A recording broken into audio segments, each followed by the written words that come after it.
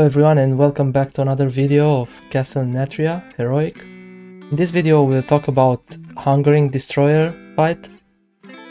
So, although I wanted to go over all the abilities like I did in the previous videos, there are a lot of abilities here.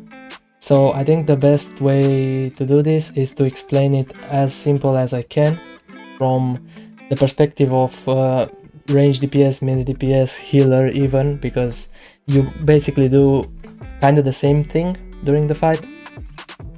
So there are three main things that you need to keep an eye on. The first and most important that I think as range DPS heal even as melee DPS is the volatile ejection, which basically the DBM will show you, will give you an alert. You get an arrow above your head and you need to get it out of your raid group. Like you need to make sure no one is between you and the boss, because you will get like a line of bubbles that just explode and they deal a pretty chunk of damage. So if you keep it in the middle of your group, everyone will get damaged. The healer will have to pop up some cooldowns, and that is not the right way of doing it. Then the second thing that you need to know that is like specific for this boss is this thing, the glutinous miasma. I think that's how you pronounce that thing. You will get that circle around you. Basically what this does, you will get a circle around you and you will not get healed. Like as it says here, reducing all healing received by 100%. So what you need to do with this thing is to stack up next to other players. You need 3 players to be in your circle. So like, for example, this would be a player, you need to go here and you need to have 2 others next to you. How most of the people do this fight is stacking all the healers and all the range DPS in one place. So if you're range DPS, you just stay there. But if you go at full HP, you just kind of can move out of the group. So you don't affect that, then you go back in and so on. If you want to move, if you have strong healers, then just stack and that's it. They will overheal it.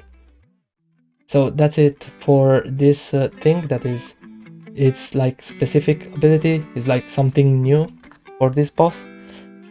And then you will have consume at the point that the boss will do a circle around him and you will get pulled back towards the boss. So you need to face the other direction and just run. If you have like spells like blink or whatever, you can just run. You can, as long as you don't go inside the circle, you are totally fine, so you can still DPS it.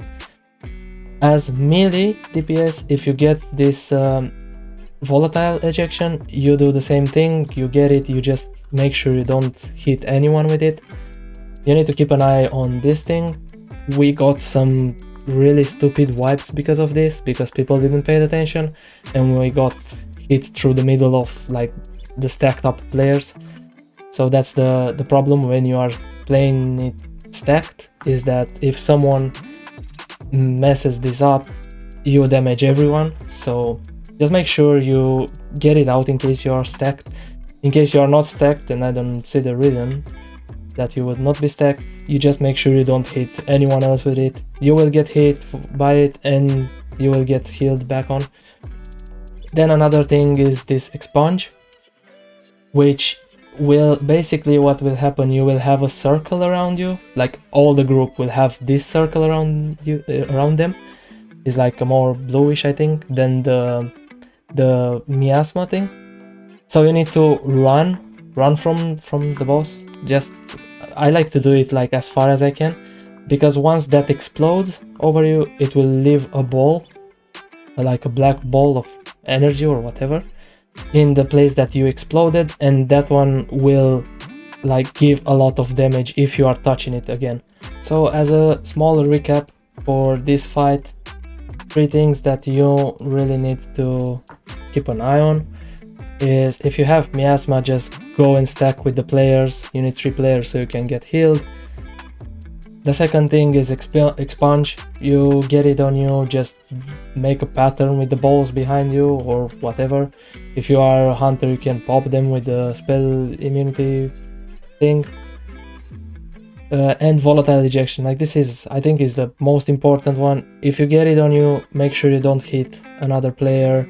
Just take it out of the group, then come back and get healed and whatever. So it's not really a hard fight. I'm sure everyone can manage it really easily. And that sums up for the abilities and the fight for this boss. So before we jump in the fight video, as always, if you find this helpful and if you enjoy this video, please drop a like, subscribe, and hit that notification bell so you can get notified whenever I post another new video. It helps really a lot. And enjoy the video.